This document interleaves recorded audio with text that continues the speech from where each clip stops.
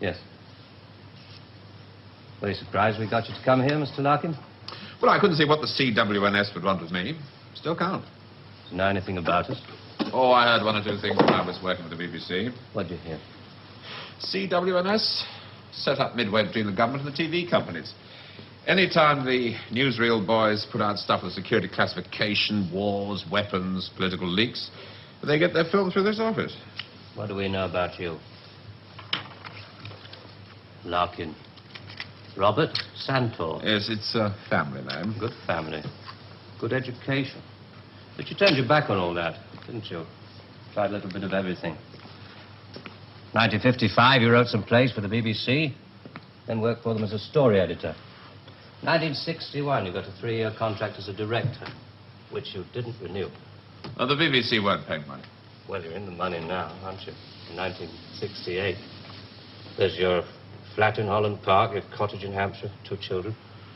And a dog and a cat who commute with us to the country at weekends. Well, maybe you knew that already. 6 years ago, there were those shows you did on alcoholism, blood sports, slum clearance.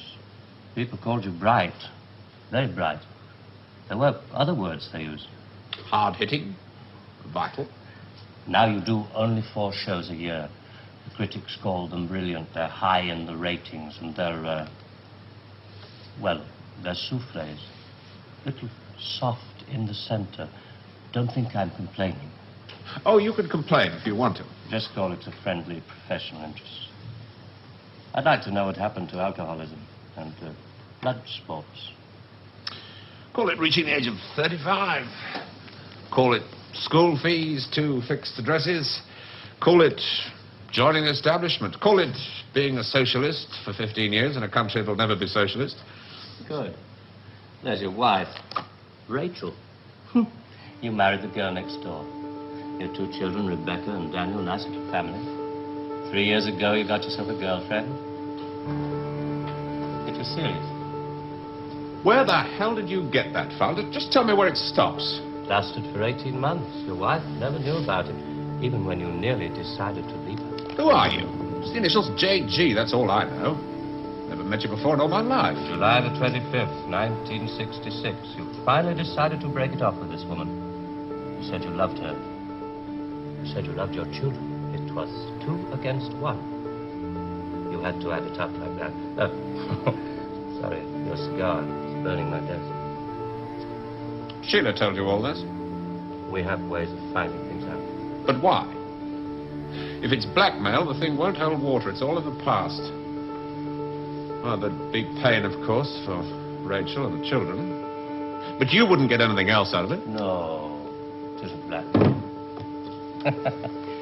We've just been interested in you for a long time. Interested? You went back to your wife because you said it was 2 against 1. I call that very responsible. We're interested in very responsible people. In fact, we have a little index for them. We call it their power quotient, a ratio of responsibility as against aggression. Yours is very low, 0.2. It's very low, just what we need. Sit up. Please. I'm sorry, the language must seem rather strange at first, but we take it very seriously. Just to show you how seriously, I'm going to tell you how we checked up on you. We call these things surgical transmitters. One was fitted inside you when you went into the Charing Cross Hospital 3 years ago. Appendix, wasn't it? Transmitter?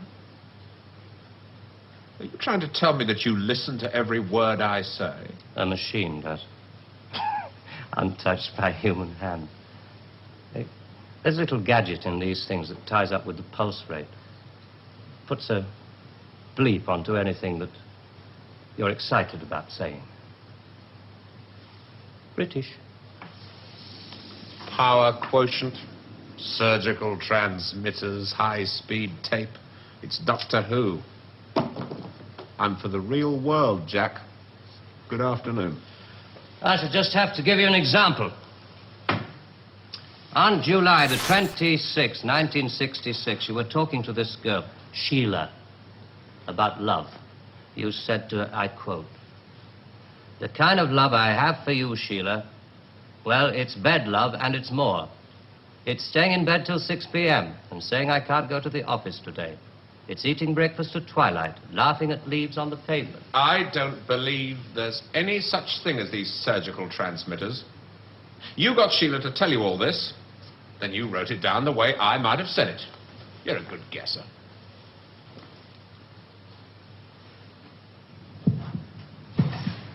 Can you hear your heart beating? It's eating breakfast at twilight, laughing at leaves on the pavement, getting a cab to a silly movie to Paris. It's moving when you're tired of staying still. And I've done it all before when I could do it with no ties. Now it'd just be irresponsible. So there really is one of those things inside me.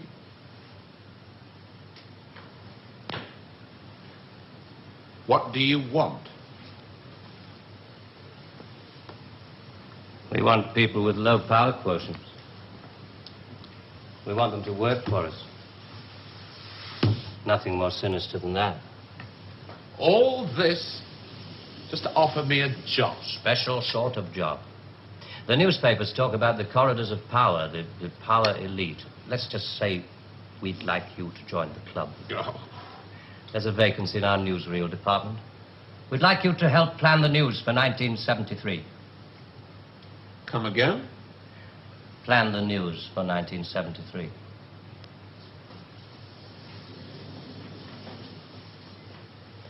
What are you doing? I just want to make sure the sunlight's real.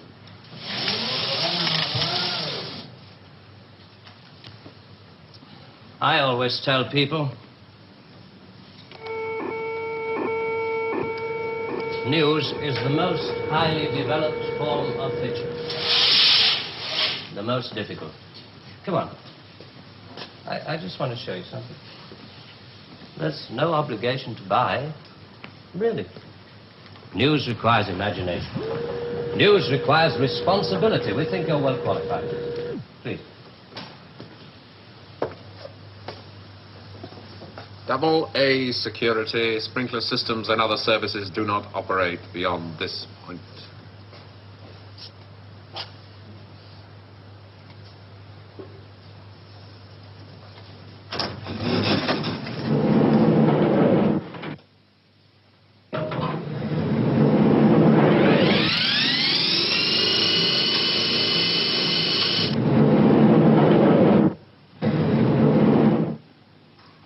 '73. We've only roughed out the news for 1973. Nothing's been given the go-ahead yet, but this is the kind of thing we have in mind.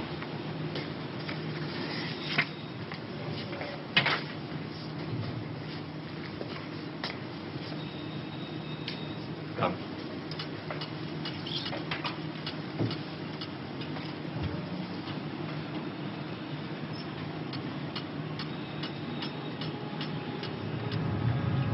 Today, April 14th, 1973.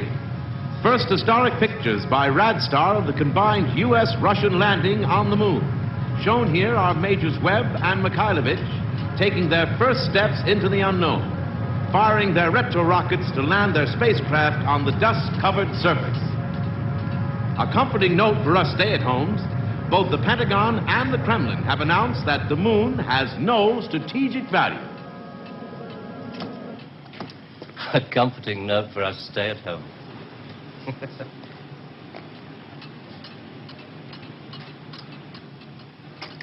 I can't show you any film on this next model. We haven't photographed it yet. But this is the way it will sound. June the 22nd, 1973. The State Department releases film of the ultimate weapon, codenamed Icarus.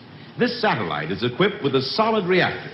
In layman's terms, it can freeze air solid, stopping all missiles, killing all forms of life. Icarus orbits at the same speed as the Earth, can hang in position over every major city that threatens the peace-loving nations. Rather proud of this one. Come on.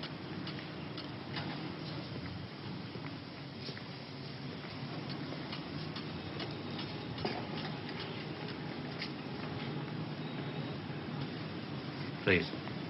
Sit down, Mr. Lowden.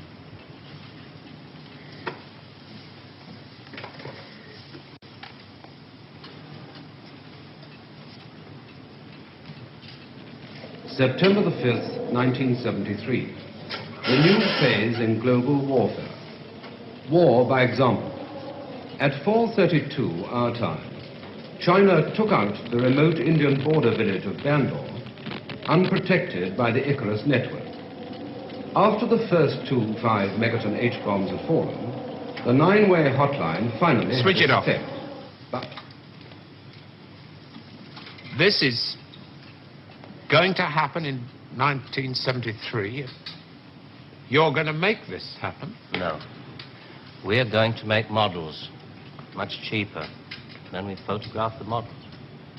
Fake newsreels. That's fake newsreels. For the past 10 years, people have been looking at our fake newsreels and listening to our fake commentaries. And they accept it for the truth. And you can do it. Stop 100 people in the street. How many of them have actually seen a missile or a satellite? They're just told they exist and they believe it. Yes, you're getting there. I knew you would. Well, now, the moon rocket and the satellite, that you can get away with. That's too remote for people to grasp. It's too far away, but this... I mean, you invented this village on the Indo-Chinese border. Oh, yes. Well, somebody could check up.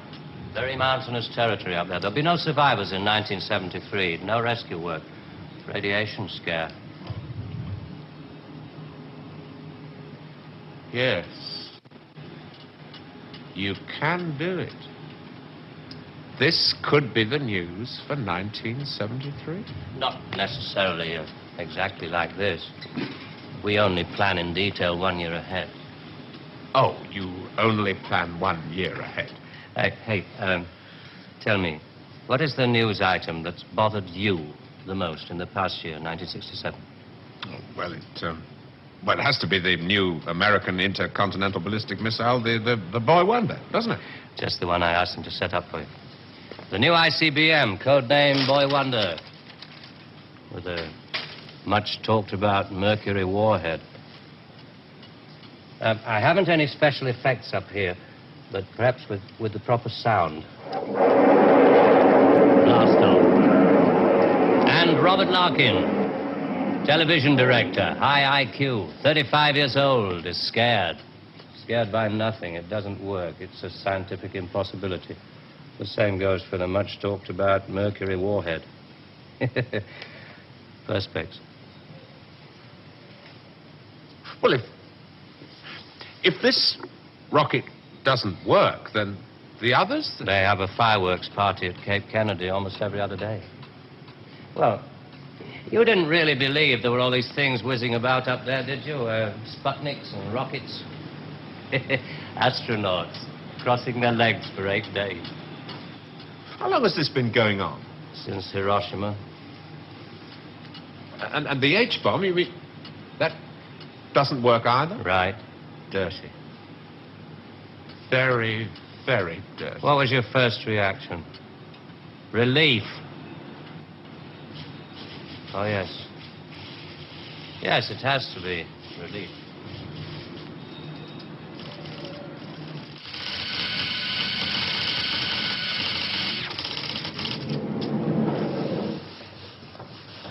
Only 12 people are allowed beyond this point. Most of them work in the photographic department, taking phony newsreel pictures of our models and processing film and so on. Sit down, please.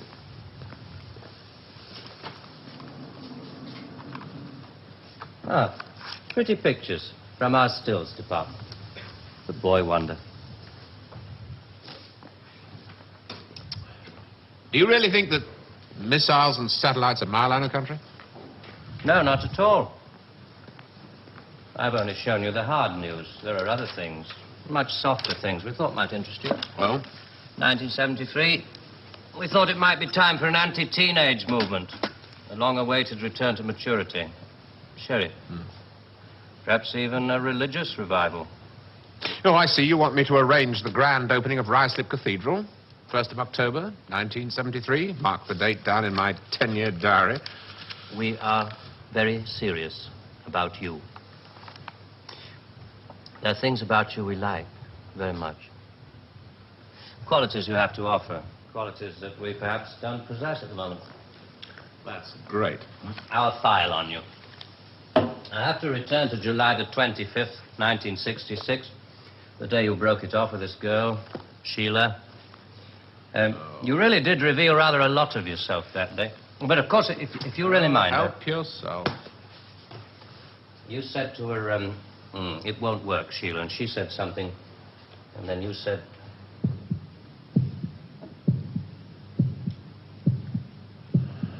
You remember I went away with Rachel and the kids to the seaside? It was midweek, and this huge stretch of sand was empty. Just a circle of footprints around 3 sandcastles and tracks out to sea. The whole damn day of my family marked out in front of me. The sun was going down. Rachel kept calling the kids to get dressed. She picked up buckets and spades, corny, bloody things like that. I was up at the car. I looked at those footprints, and I knew those people were slipping away. There were things I could tell them. We rather like that bit about footprints. You see, in this job, some of us have got rather a long way away from the idea of footprints in the sand. Those footprints were made by my children. Now, you want me to scare the hell out of them with every bomb from A to H inclusive. Well, why? I mean, when did it all start? 1945. You may remember the Americans let off their 2 atomic bombs. Well, they didn't want other people doing the same thing. I mean, you do see that, don't you? Oh, I don't know. Well, to scare the people off, the Americans put it out that the atomic bomb was halfway along the line to something much bigger, the hydrogen bomb. It didn't work. They spent 5 years in negative research. Well, what about the Russians?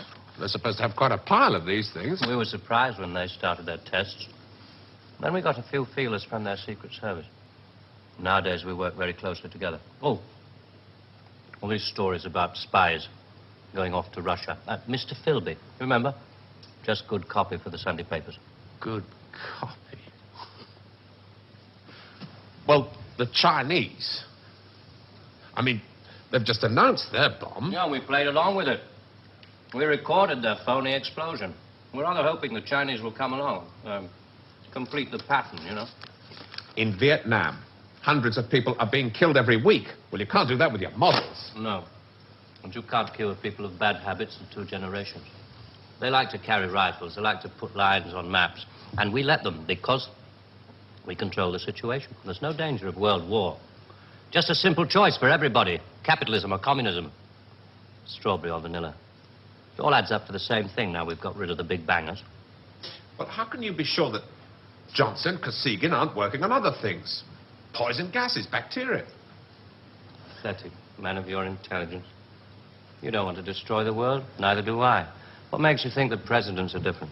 Well, they've made some pretty good stabs at it in the past. There wasn't the right sort of control then. Nowadays we know better. Politicians are easy to control.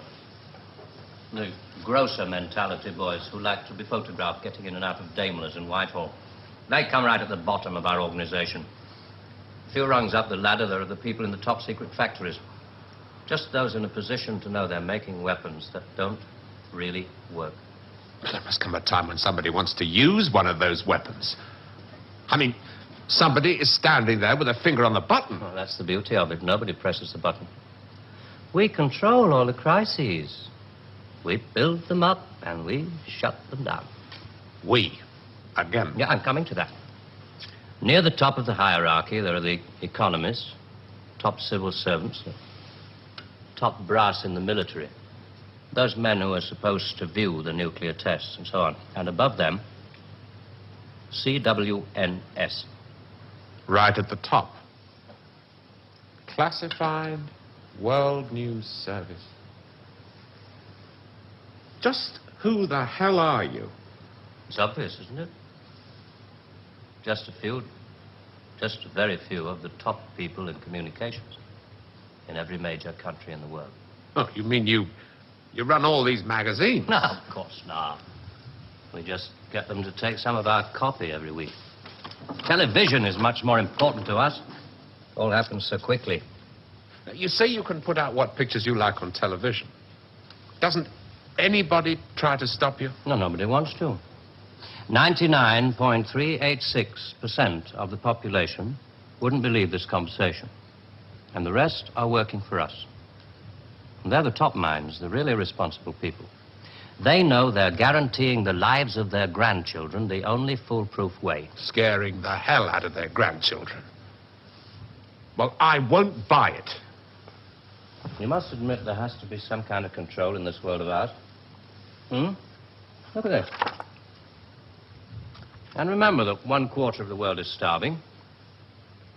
There are the full bellies and the empty bellies. Some of the empty bellies carry rifles.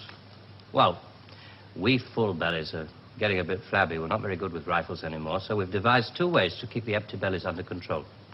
One of them is this fictitious hydrogen bomb we've talked about. The other one is money. Enough money to fill some of the empty bellies and put a hopeful smile on the faces of the others. A great wall of money all around Britain. And it's no secret that the British economy is in trouble at the moment. So we have to put that right, too, to stay alive. We have to control the people in this country. Scare an ostrich, it buries its head in the sand. You scare a hedgehog, it rolls itself up into a ball. When a woman's frightened, she goes out and buys herself a hat.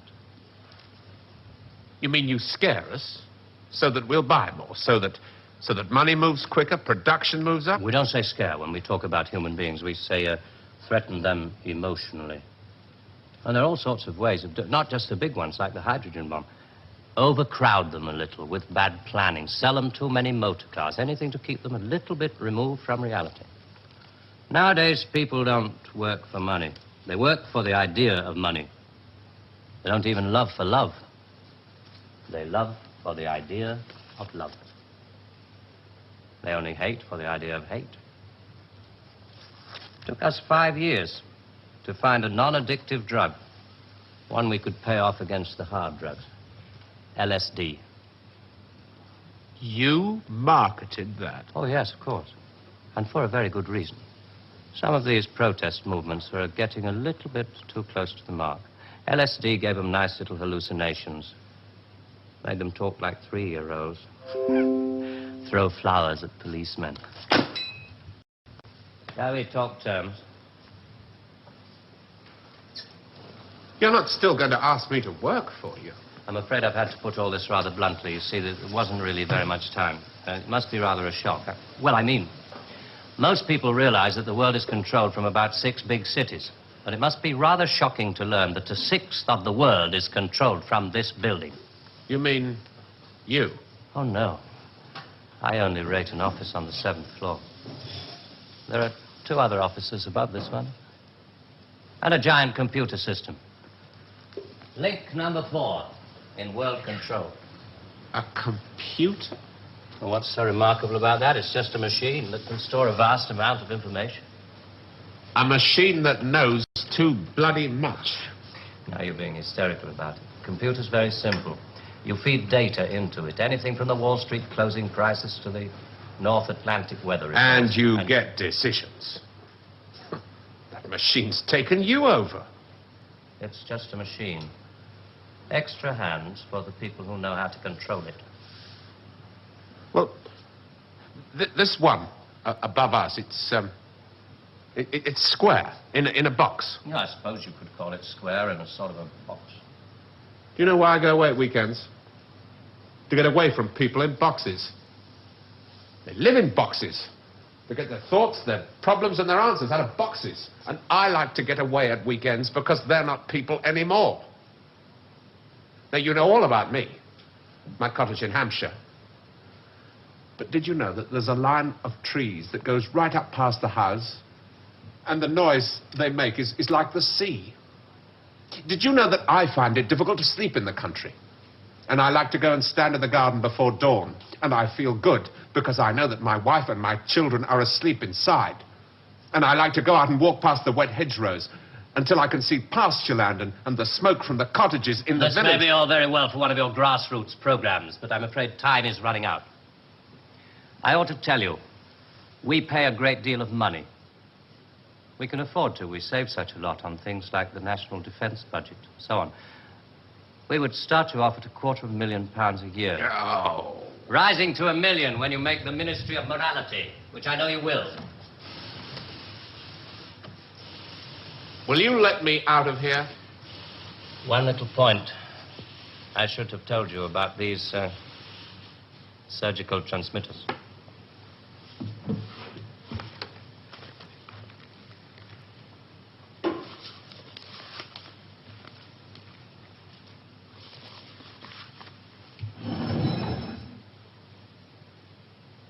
There's enough of this stuff inside you at this moment to kill 6 people. There's a button we can press. I'm sorry about the dramatics. Our boys call these things the oral contraceptive. Keeps them from talking too much. So there must be one of those transmitters inside you. Who presses the button? Extra hands. All this stuff about the computer being extra hands for the men who know how to control it. That machine controls you.